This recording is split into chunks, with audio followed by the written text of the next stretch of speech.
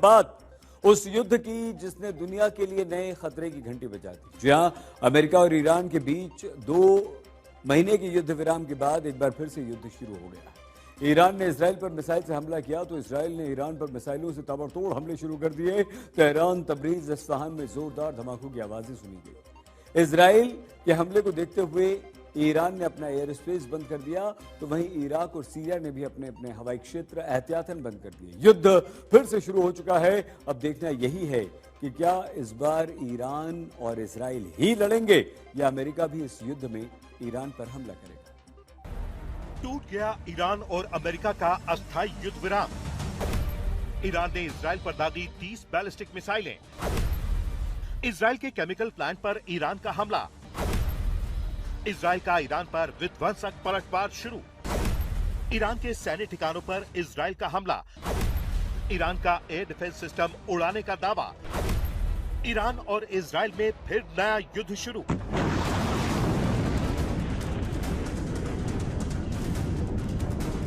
आठ अप्रैल को युद्ध विराम का ऐलान हुआ था।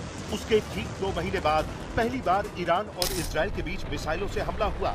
2 महीने बाद पहली बार ईरान ने इजराइल पर मिसाइल से हमला किया और इजराइल ने ईरान के खिलाफ भीषण सैन्य कार्रवाई की। दरअसल ईरान ने रविवार की रात इजराइल पर 30 बैलिस्टिक मिसाइलें दागी।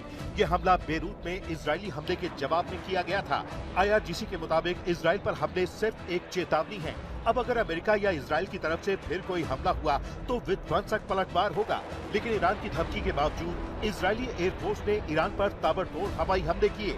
इजराइल का दावा यही है कि उसकी वायुसेना ने ईरान के एयर डिफेंस सिस्टम पर हमला किया। सेना के मुताबिक ईरान के उन सैन्य ठिकानों को निशाना बनाया गया जहां ऐसी मिसाइल मौजूद थी जो लड़ाकू विमानों को निशाना बना सकती थी। इजराइल के हमलों के बाद ईरान के कई शहरों में धमाकों की आवाजें सुनी गई। वहीं अमेरिकी सेना ने भी ईरान के 2 ड्रोन को मार गिराने का दावा किया है।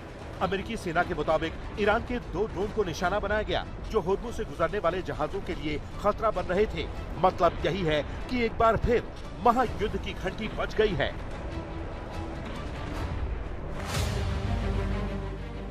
ईरान के विदेश मंत्रालय ने इजराइल और अमेरिका पर सीज फायर तोड़ने का आरोप लगाया।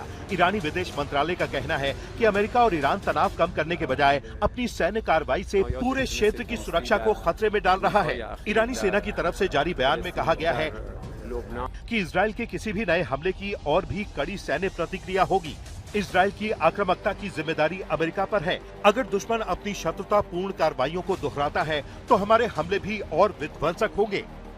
IRGC के मुताबिक उसने इजराइल के हाइफा शहर में एक केमिकल प्लांट पर मिसाइल हमला किया है।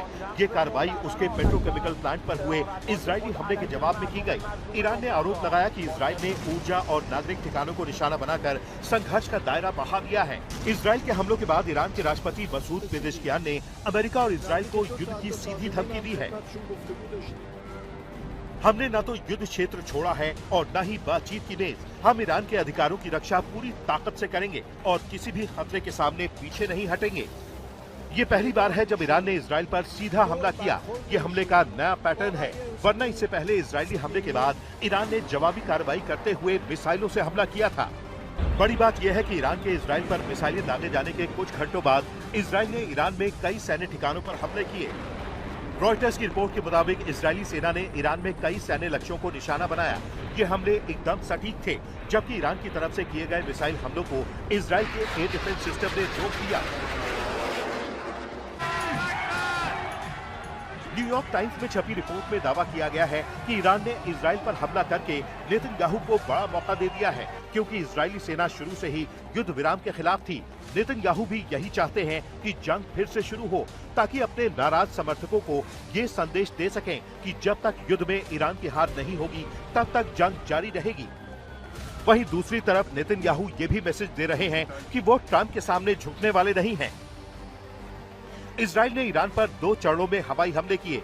सैन्य अधिकारी के मुताबिक पहले चरण में ईरान के एयर डिफेंस सिस्टम को निशाना बनाया गया। इसके बाद दूसरे चरण में एक पेट्रोकेमिकल प्लांट पर हमला किया गया। इजराइल का दावा है कि इस प्लांट में बैलिस्टिक मिसाइलों और दूसरे हथियारों के निर्माण में इस्तेमाल होने वाली सामग्री तैयार की जाती है।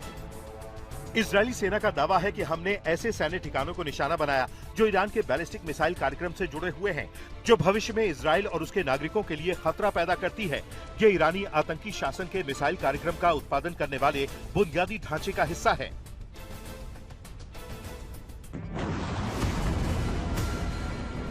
ईरान पर इजरायल के हमलों के बाद अमेरिकी राष्ट्रपति को मोर्चा संभालना पड़ा। इजरायल और ईरान दोनों तुरंत युद्ध विराम चाहते हैं। शांति को लेकर अंतिम बातचीत आगे बढ़ रही है। बस बेवकूफी इसमें रुकावट ना बने। जब तक कोई अंतिम समझौता नहीं हो जाता, तब तक ईरान पर लगी नाकेबंदी पूरी ताकत के साथ जारी रहेगी। बातचीत तेजी से आगे बढ़ रही है और जल्द ही कोई नतीजा सामने आ सकता है। दोनों पक्ष संघर्ष खत्म करने की दिशा में कदम बढ़ाएंगे। ट्रंप ने नेतन्याहू से फोन पर बात की, यही समझाया कि वो अभी ईरान पर नया हमला न करें। इजरायली मीडिया की रिपोर्ट के मुताबिक ट्रंप ने कहा कि फिलहाल इजरायल को और जवाब देने की जरूरत नहीं है। चैनल 12 की रिपोर्ट में कहा गया है कि इजरायल ने ट्रंप के अनुरोध पर ईरान पर हमले रोक दिए हैं और चेतावनी दी है कि अगर हिजबुल्लाह की तरफ से इजरायली शहरों पर हमले जारी रहते हैं तो वो बेरूत को फिर से निशाना बनाएंगे।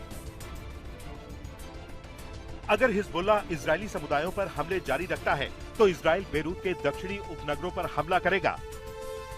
भले ही अमेरिका के दखल के बाद इजरायल ने ईरान के खिलाफ नए हमलों को रोक दिया है और ईरान ने भी हमले रोक दिए हैं, लेकिन ये हमले कितने घंटे तक रुके रहेंगे भविष्यवाणी करना मुश्किल है, क्योंकि इजरायल के हमलों का जवाब ईरान किसी भी वक्त दे सकता है। ऐसा हुआ तो एक बार फिर इजरायल हमले शुरू कर देगा, यानी अगले कुछ घंटे बहुत अहम हैं। आज तक ब्यूरो।